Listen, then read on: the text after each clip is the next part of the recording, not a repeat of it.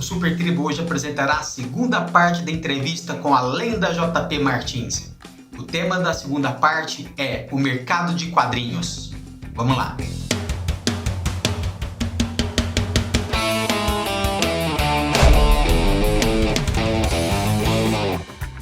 Que era que a gente está vivendo nos quadrinhos? A gente estava era de bronze lá da Gwen Stacy, praticamente inaugurou a era de bronze. Como é que você denominaria hoje esse momento que a gente está vivendo de quadrinhos?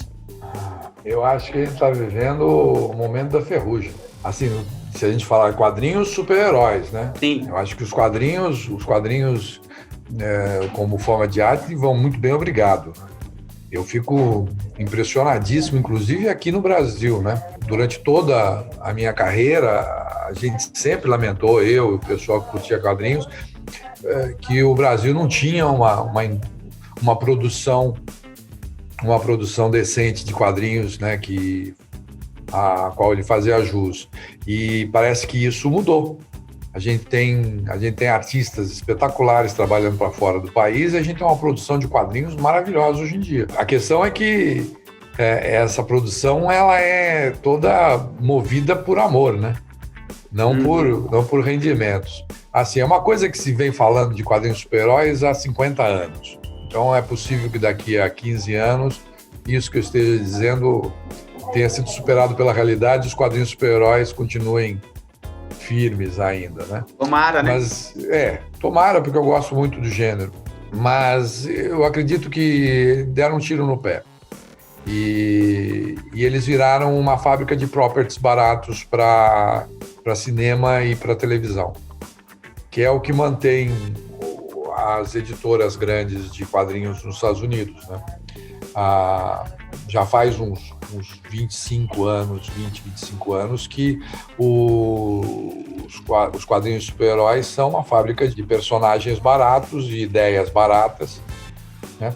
Porque você imagina, para você desenvolver uma história em Hollywood não exatamente o bairro, mas o cinema americano, você gasta milhões só para botar uma ideia a ponto de começar um projeto. Uma indústria mesmo, né? Exatamente, é muito caro. Agora, você pega, por exemplo, 80 anos de Marvel, tá tudo lá. Quer dizer, boa parte do trabalho que custaria uma fortuna para ser elaborado, de criação de universos, de personagens, de situações e assim por diante, ou seja, os properties, já existem. É só ir lá e pegar. É como se fosse uma caixa de brinquedo que Hollywood abria a caixinha, pegava as coisas e ia brincar com eles. Ou seja, isso foi o que manteve os super-heróis até agora. Porque a Marvel e a DC estão ligadas a cinema. A DC pela Warner, a Marvel tinha antes licenciado os personagens para alguns estúdios, depois montou o próprio estúdio, agora é a Disney que está cuidando. Então a Disney é dona da Marvel. Nossa Senhora, uma potência. Pois é. Exato, e assim, imagina o que eles estão economizando de dinheiro, porque todo esse material já está pago, já está pago e pronto, e ainda deu lucro. Enquanto eles foram vendidos, eles deram lucro. Então, quer dizer, imagina, é exatamente o contrário, né? Eles gastariam milhões para desenvolver uma história, uma ideia nova, assim por diante. Eles não só não gastaram os milhões, como eles lucraram com a vendinha que está tendo desses gibis. Então, isso manteve. Se tira isso, essa indústria de super-heróis não se sustenta. Não mais, né? Sabe, esse susto que... A gente não sabe ainda quais são as consequências, mas esse susto que o Covid provocou e os problemas que a Diamond, a distribuidora de vendas diretas, teve, quer dizer, quando você pensa que toda a distribuição, a maior parte da distribuição de quadrinhos nos Estados Unidos estava na mão de uma só empresa, quer dizer, meu Deus do céu, isso é uma indústriazinha muito mambembe. Tiragem, encalhe e distribuição. É uma matemática extremamente cruel com as editoras, mas que as editoras encararam. Ou seja, eu faço uma tiragem, 100%, eu distribuo através de uma rede de distribuição dificílima, porque tem um distribuidor, que tem subdistribuidores, que entregam para pontos de venda. Esses pontos de venda recebem em consignação. E no final, Nossa, eles vendem, sei lá, 30%, sobra 70% que volta para mim. Ou seja, com aquilo que eu vendi, eu vou ter que pagar os 100% que eu fiz e ainda pagar toda essa rede de distribuição. Então, é uma dor de cabeça tremenda que até hoje queima os miolos de todo mundo. E, em determinado momento, as editoras americanas, as grandes editoras americanas, encontraram uma solução para isso. Eu vou fazer história sob encomenda. Como é que é isso? É o chamado mercado direto. Ou seja, eu tenho pontos de venda específicos. Uhum. Eu não preciso de um sistema de distribuição muito capilarizado. E esses pontos de vendas me encomendam. Então, a loja do Zé me diz, eu quero 10 gibis do Homem-Aranha. A loja do Alfredo me diz, eu quero 15. Aí eu vejo quantos gibis essas lojas pediram e eu faço a minha tiragem. Nossa. Exatamente para esses pontos de venda. Então eu não tenho encalhe e eu não tenho risco, porque o sujeito me paga antes. Então, quer dizer, eu já sei que eu vou vender 1.200 exemplares, 100 mil exemplares, o que for. Então, eu já faço um investimento tranquilo. Diferente do tiro no escuro, que é o sistema habitual de distribuição, em que eu faço o bruto do investimento e eu, daqui a 5, 6 meses, eu vou ver se recebo aquilo que vai me pagar o meu investimento e o meu custo. Então, as editoras ficaram muito caíram de cabeça nisso e negligenciaram completamente os outros pontos de venda, como farmácias, supermercados ou então bancas de revistas. Ô, Jota, aproveitando isso que você está falando, então eu tô ficando sem raciocínio. Então isso explica. Depois eu tenho 2 perguntas para fazer para você. A primeira então por isso é que caiu muitas revistas, né? A venda de revistas, hoje dificilmente uma revista bate por conta, abandonou esse público, como você observou, né? O público parece que é voltada para um público mais velho, aí precisa se reinventar, por isso que as revistas hoje não vendem muito, é isso? Seria uma das explicações. Exatamente, essa é uma das explicações. Existem outras explicações também. O papel virou um produto caríssimo. E o preço do papel ele é determinado pelo dólar.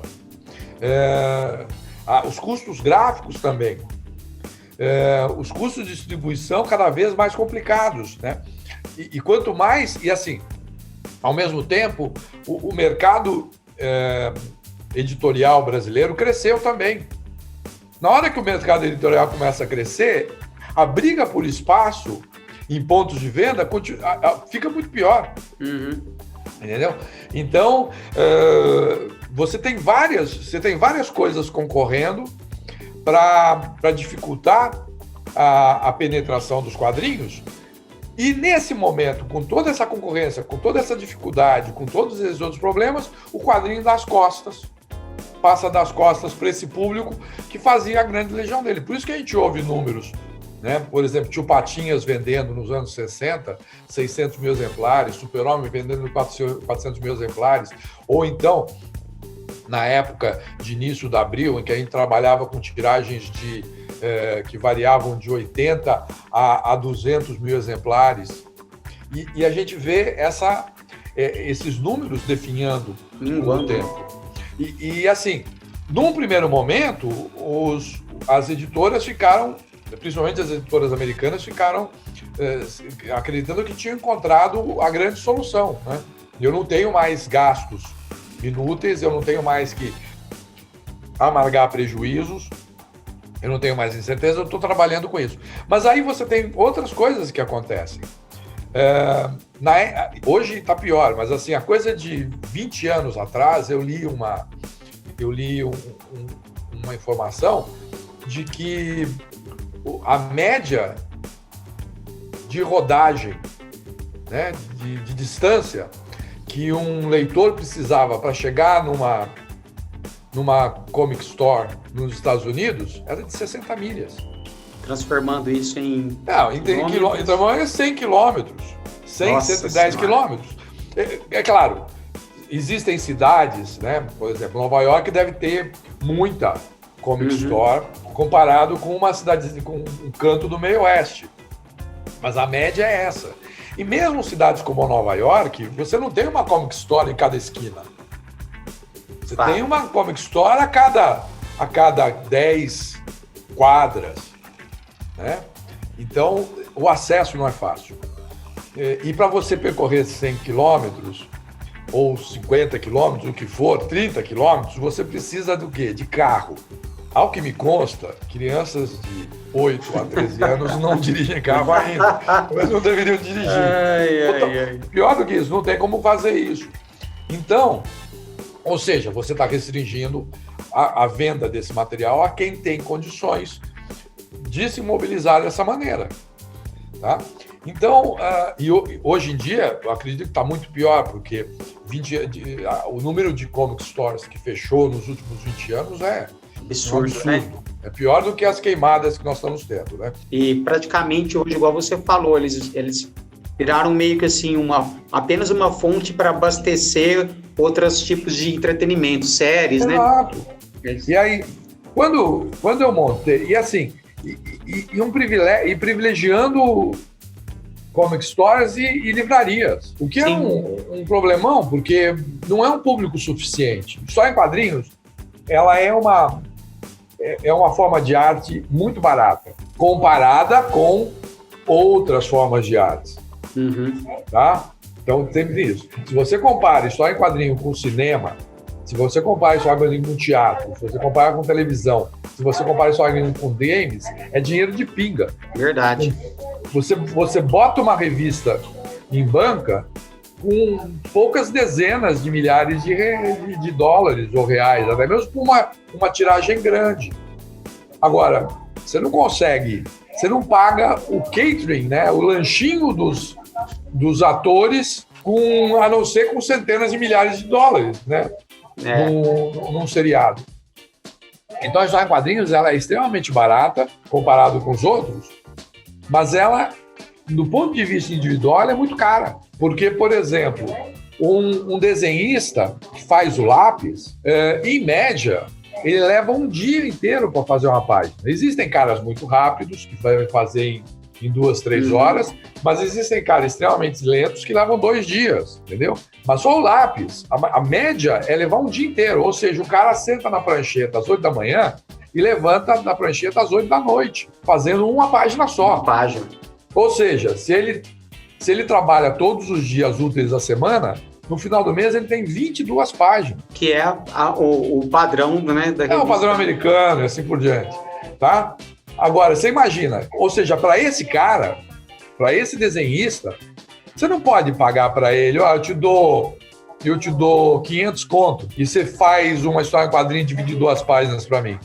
Nada, cara. Para pagar bem esse sujeito, ele tem que receber no mínimo R$1.000 a página.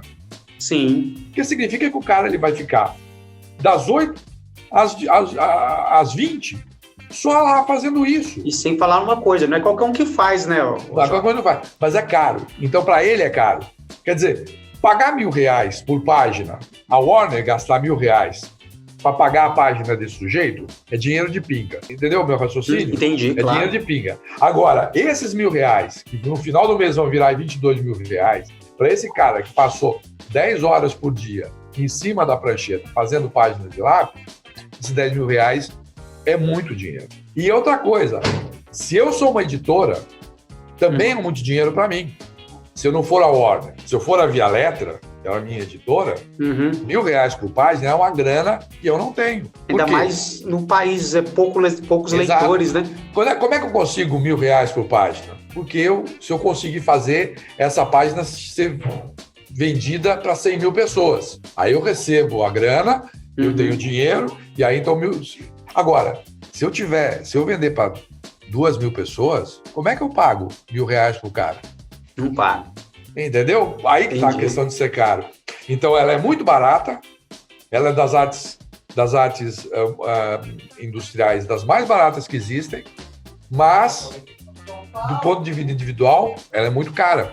As editoras, elas demoram. Se você tivesse, como você teve a sua editora, no caso do Brasil, você não tem. Você tem que vender muito para você. Pois é. Então, para você ter história em quadrinhos sendo produzida com a necessidade que nós queremos que ela tenha, né? Quer dizer, você precisa ter esses criadores sendo bem pagos. Porque senão eles não vão produzir, a não ser que eles façam a produção por amor. Que é exatamente o que está acontecendo no Brasil hoje em dia, que me surpreende muito. Mas, agora, você precisa ter uma venda. Só em quadrinho depende de ter vendas de, no mínimo, 70 mil exemplares por mês de cada gibi. Não dá para você ter vendas de 10 mil, 5 mil, 6 mil, ou então vendas para livraria de 3 mil. Isso só funciona aqui no Brasil porque a história já está pronta lá, já deu o que tinha que dar de dinheiro lá, e ela é vendida por um preço razoavelmente barato para as editoras brasileiras. Mais uma vez, razoavelmente barato é o seguinte: para a editora pequena daqui do Brasil, para um Pipoca Nanquim, para uma Mina, essa coisa toda, é uma grana preta, tá? Uhum. Mas é uma grana pequena. Tanto que pequenas empresas como essas conseguem arcar com esses custos. Mas por isso você consegue publicar esse material. Por isso você consegue publicar em banca. Mas se você tivesse que financiar do zero, eu vou financiar do zero o meu gibi e vou pagar uma grana boa, decente, sem contar com a boa vontade do criador, do quadrinhista, aí eu ia gastar uma grana preta. Você tem razão. Eu estive na Comic Con, aqui, Experience, aqui, ano retrasado. Eu fui na parte, né, no beco dos quadrinistas lá, né? Inclusive, cara, eu tenho um certo, assim, quando eu admiro muito a pessoa, eu fico meio... Eu tô à vontade com você, porque você tá aí longe. Porque você tá longe. Se eu tivesse perto... Nós somos dois, cara. Eu também fico com a perna bamba. Mas aí eu cheguei lá, tava o John Romita e tava o David Michelinie, assim, ele tava bem aqui perto da minha frente e eles estavam cobrando, cara, né? Que, cara, é uma grana preta. Os caras passam... Bom, uma das coisas que eu frequentando a Comic Con de San Diego, quando na época eu ainda tinha editora, que eu estava trabalhando, na época que eu estava representando desenhistas para lá, né? Isso já uma pancada de anos atrás, eu percebi uma coisa muito interessante. Todos esses criadores independentes, como David Lapan, Terry Moore e assim por diante, do Estrelas do Paraíso e outros caras que tem Rob Liefeld, que tem a sua produção, que eles produzem o próprio gibi, que eles fazem. Rob Liefeld? Não, Rob Liefeld eu citei agora, mas é que na verdade porque eu lembrei da mulher dele. A mulher dele participava muito. Ah, tá. Exatamente onde eu vou chegar. Esses caras, eles passavam o dia inteiro, como eu descrevi para você, das 8 às 8, na prancheta. Então, quem que era a publisher das editoras independentes deles? Porque eles montavam uma editora para publicar o próprio material. Né? Jeff Smith, por exemplo. Sim. Quem que eram as publishers? As esposas deles. Porque os caras, eles passavam o dia inteiro desenhando, não tinham tempo para não fazer nada, a não ser xixi, cocô e comer. McFarlane, né? Também era assim, né? Exato, porque é o seguinte, o cara, ele passa o dia inteiro, o Jeff Smith passa o dia inteiro desenhando, o David Lapan também, o Terry Moore também desenhando, e ele não tem tempo para pagar conta, ele não tem tempo para falar com o gerente de banco, ele não tem tempo para ir no supermercado, ele não tem tempo para fazer mais nada. Quem faz isso para ele é a mulher dele. Aí, se ele monta uma editora, ele não tem tempo para cuidar da parte burocrática e comercial e editorial da editora. Quem que vai ter que fazer isso? A mesma que fazer a compra, tem que fazer não sei o quê. Então, cara, para você ver, ou seja, esses caras têm que ser muito bem remunerados para poder ficar esse tempo todo, senão eles não vão ficar. E esse era o problema que as histórias em quadrinhos do Brasil enfrentavam. Então, tentando fechar o raciocínio, para manter essa produção de quadrinhos, você precisa ter vendas mais robustas. E aí que está o tiro no pé das histórias em quadrinhos de super-heróis. Às vezes, as vendas estão ficando cada vez menos robustas. Então, aqui no Brasil só funciona porque é material que vem importado a preço razoável. Então você pode publicar, inclusive, em livraria com tiragens muito pequenas. Nos Estados Unidos está funcionando porque você tem dois monstros, Warner e a Disney, e essas novas companhias de streaming injetando grana e comprando properties dos caras. Aí você consegue fazer. Aí você consegue manter. Porque mesmo que eu ganhe pouco para produzir a história em quadrinho, eu estou fazendo alguma coisa que pode ser vendida e vou fazer um milhar depois. E querendo ou não, vem, né? De volta. É claro, exatamente. Então, mas é uma roubada. Porque aí você não tem. Você depende disso para ter produção. Você tirou isso, pumba, cai tudo. Um castelo de carta que desaba. Dá um recado para o nosso tribal aí, JP. Eu fico contente de saber que tem um bando de gente interessado nesse assunto e assim, apesar do meu pessimismo, enquanto houver tribais, haverá histórias em quadrinhos de super-heróis, né? Então eu fico muito contente, quero estar com vocês sempre. Um abraço. Opa! Valeu, tribal, é isso aí. Aquele abraço, somos todos da mesma tribo.